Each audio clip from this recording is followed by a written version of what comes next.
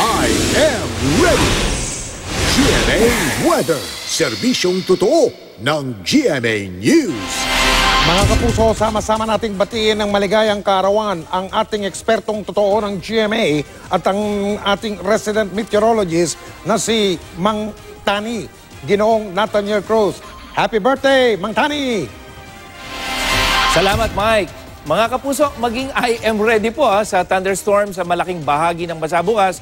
Ayon sa Pag-asa, dahil yan sa patuloy na pag-iral ng easterlies o yung hangin na nanggagaling sa silangan. Mainit at may moisture po kasi ang easterlies na kailangan para mabuo ang isang thunderstorm o yung pagkulog-pagkidlat. At mga kapuso, maliban sa ulan, mainit na panahon din ang daladala nitong easterlies. Kaya gaya po dito sa Metro Manila na posibleng umabot sa 39 degrees Celsius yung init factor natin bukas yan ng hapon. Asahan na rin ang maulap na panahon pero mababa lamang ang tsansang umulan. Sa Luzon, may ulan sa probinsya ng Palawan bukas ng umaga yan at sa hapon, maulan na rin sa malaking bahagi maliban dyan sa Central Luzon.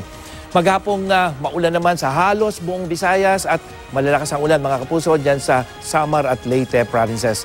Habang sa Mindanao, buong araw na maulan sa rehiyon ng Caraga at Davao at maulan na rin sa buong Mindanao sa hapon, lalong-lalo na dyan sa ARMM at Northern Mindanao na posibleng malalakas ang ulang inaasahan. Yan ang latest mula sa GMA Weather. Ako po si Nathaniel Cruz. Magplano para sigurado. I am ready. Serbisyong totoo ng GMA News.